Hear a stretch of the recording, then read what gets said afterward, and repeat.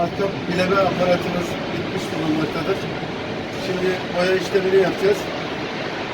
Boyamadan önce şu hareketli dişli ve kızak bölümlerini gres siyah sürdük ki boyayıp da engel olmasın diye. Bu hareketli alanları ve dişlileri şimdi boyamaya başlayacağız.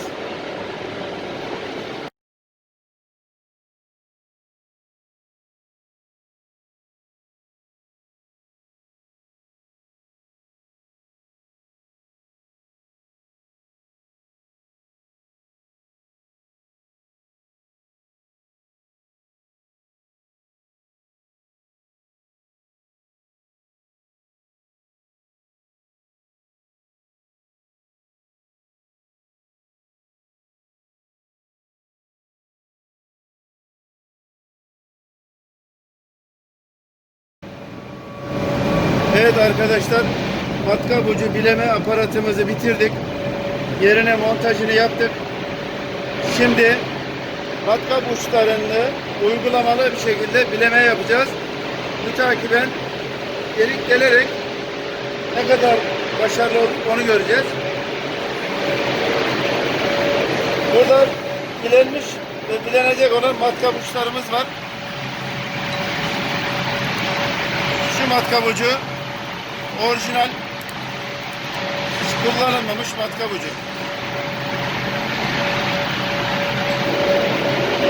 Bu da aynı şekilde 118 derece açıyla 59 bir tarafı, 59 da diğer taraf olmak üzere 118 derece orijinal bilenmiş matkap ucu. Şu uçta körelmiş, bilenmiş ama tam açısında bilenmemiş. Bu matkap ucu delik delmez. Bunu yaptığımız matkap ucu bileme aparatında bileyip bilediğimizi göstereceğiz. Sonra delik deleceğiz.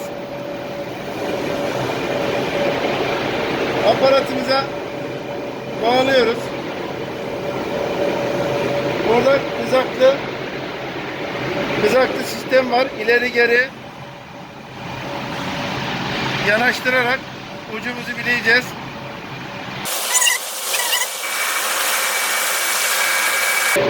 Burası taşa düz olacak şekilde.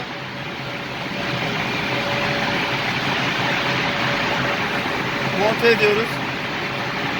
Bu 118 derece açı ayarlanmış şekilde sabitliyoruz. Burayı sabitliyoruz. Sonra taş motorumuzu çalıştırıyoruz.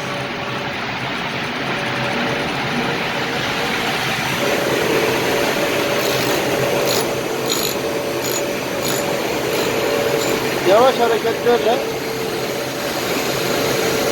bileme olanı bittikçe buradan uzakla matkabı taş motoruna yanaştırıyoruz.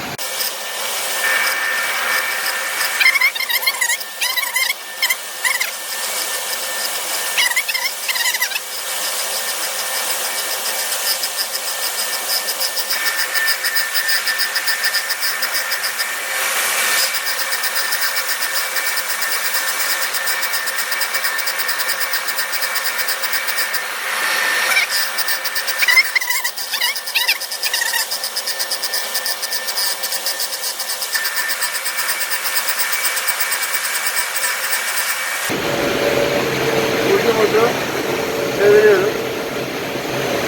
Ön taraf tamam. Şimdi diğer tarafı yapacağız. Buradan geri alacağız.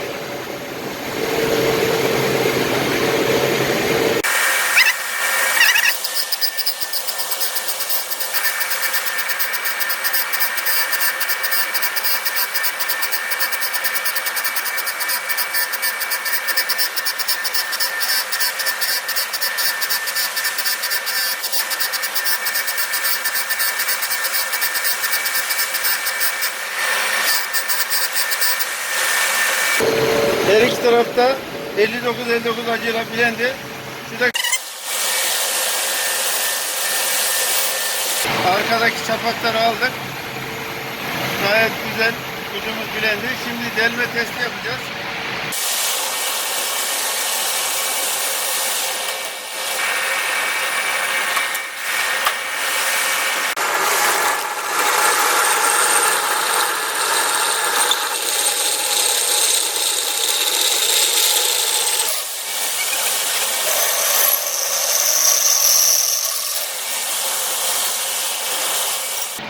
Matkap ucumuzda herhangi bir deformasyon, bozulma falan yok.